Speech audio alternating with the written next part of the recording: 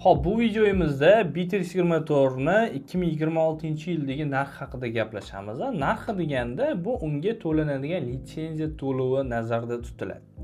Shu narsani aytib o'tmoqchimanki, oxirgi bir necha yilda Bittrexni aytaylik oylik to'lov narxi oshmadi. Mendagi bor ma'lumotga qaraganda oylik to'lov narxi oshmadi. Bitta tempda ushlab turibdi. Ko'pchilik tadbirkorlarning bir qo'rquvi borki, hozir misol uchun falonchi summaga olsamu keyingi yil narxini oshirib olsa-chi, bitta programmadan zavisimiy bo'lib qolamiz deb qo'yishadi-da. To'g'ri, tushunamiz bunaqa qo'rquvlarni ham, lekin oxirgi bir necha yilda narxi oshmadi. Narxi o'sha turibdi. Endi narx deganda ham bilasizmi, bu juda ham bir aniq narxki, cho'ntakbob narxki, tasavvur qiling, 50 ta odamga 875 ming so'm to'layapsiz. Bu 50 ta odamingizga bir 10 ming so'mdan ham tushmasa kerak. Necha pul? 12 ming. Qisqasida. Vot, 100 ta odamli tarifida, professionalniy tarifida 1 million 750 ming so'm to'lanadi. To'g'ri, bazaviy tarifi bor, 288 minglik tarifi bor. Bunda 5 ta odam foydalanadi. Lekin atigi 10 ta odam foydalanib 100 talik tarifni oladiganlar ham bor. Nimaga? Chunki uni funksional jihati bizga aytib qo'yishadi-da. Undan sizga professional to'g'ri keladi desak, ba'zi bir korxonalarga unda nechta odam ishlatadi? 100 ta. Bizda 100 ta emas-ku deb qo'yishadi. Ya'ni bizda atigi 10 ta odam foydalanadi. Nimaga biz professionalni olishimiz kerak deyishadi. Mana shu joyda bir nyuans bor. Shuning uchun mutaxassis bilan ishlashinglarni tavsiya qilaman, chunki ularda avtomatizatsiya, biznes proses degan jarayonlar bo'ladi. Ular ma'lum bir narsalarni qo'lda emas, avtomatik ravishda bo'lishini xohlashadi. Bunaqa funksional esa Bittrexni professional tarifida bor. Tushuntira oldimmi? Ya'ni siz 5 ta dona odam bilan ham professional tarifini ishlatsangiz bo'ladi. Nima demoqchiman? Bittrex 24 da tarif rejalari farqi faqatgina undan foydalanadigan insonlar bilan, foydalanuvchilar bilan o'lchanmaydi. Uni tarifi siz unga qiladigan integratsiyalar, siz undan kutayotgan natijalaringizga borib taqaladi. Shuning hisobiga nima bo'lgan taqdirda ham 10 ta odam uchun 1 million 750 ming so'mlik tarif bu normal holat. Chunki biz amal CRMda sotuv bo'limi uchun 169 ming so'mlik standart tarifini joylaydigan bo'lsak, 10 ta odamga o'zi shuncha chiqdi. Lekin siz 1 million 750 ming so'mlik tarifni olib, ham avtomatizatsiya funksionalini olasiz, ham to'laqonli bor funksionalni maksimum foydalanish huquqiga ega bo'lgan holda 100 ga yaqin xodimlarni, ya'ni ertaga misol uchun xohlagancha, ya'ni 5 ta, 10 ta, 20 ta har bitta xodim uchun pul to'laymiz, tushunasizmi? Amasher imini sotuv bo'limi uchun bo'lgani uchun sotuv bo'limi kichik, katta bo'lganini hisobidan kelib chiqib, plyus minusini olib, har bitta foydalanuvchiga to'laysiz. Qisqasi, umuman bozordagi, O'zbekiston bozoridagi IT yechimlarni orasidagi eng optimal narxi va mana shu narxga taklif qilayotgan imkoniyatlari bu prям anaqada nomutanosib hisoblanadi. Berayotgan qulayligi bundoq, narxi eng past.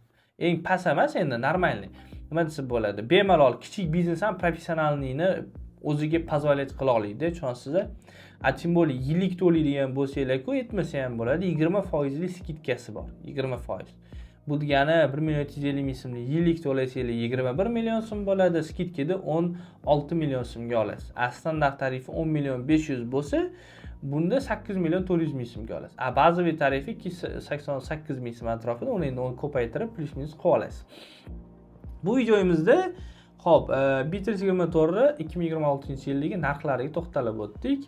Pastda havola ham qoldiraman. Bittrex 24 saytini o'ziga kirib ham bu narxlar haqida, narxlarning ichiga nimalar kirishi haqida ma'lumot olsanglar bo'ladi. Aytgancha, har yili narxlarning ichiga nimalar kirishi o'zgarmaydi.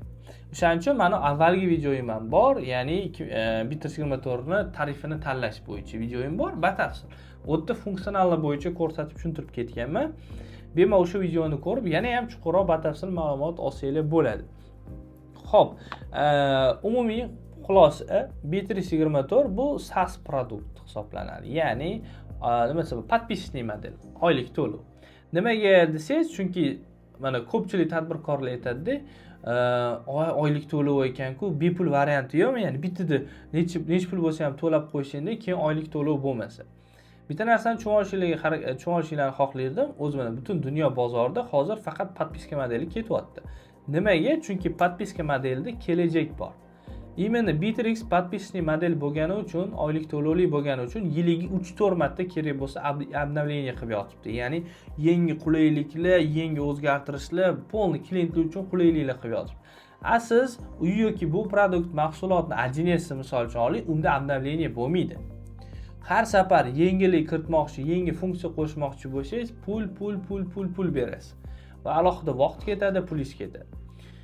Bittrex unaqa emas. O'shani hisobiga men tavsiya qilardimki, rivojlanayotgan korxonani programmasini ishlatishinglarni. Chunki ertaga sizlar bozor tendensiyasi bilan birga yurasizlar-da.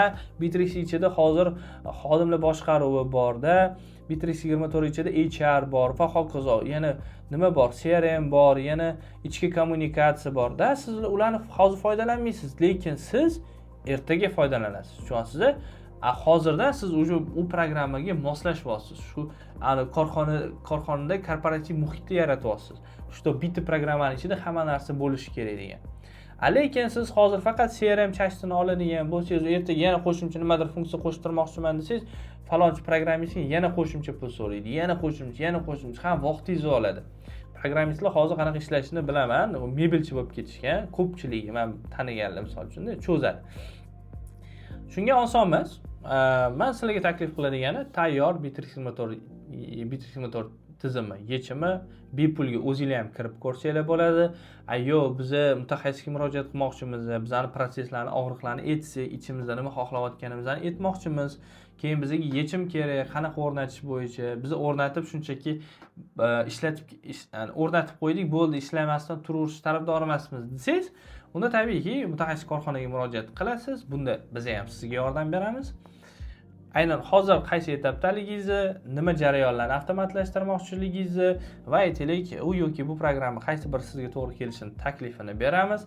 Qancha muddatda qilamiz, qanchaga sizga bu tushadi va qanaqa natijaga ega bo'lasiz. Shuni sizga tushuntirib bergan holda, tabiiyki, biznesingiz rivojiga hissa qo'shishga tayyormiz. Menimcha video tushunarli bo'ldi. Bu videomiz Bittrex motorni oylik to'lovlari, ya'ni narxlar haqida bo'ldi. Hammaga rahmat. Obuna bo'lib, podpiska tashab qo'y.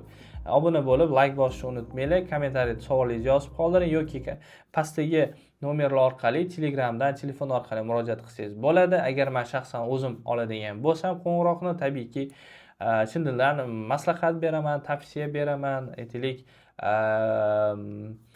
to'g'ri qaror qabul qilishga inshaalloh yordam beramiz. Hammaga rahmat, sog' bo'linglar.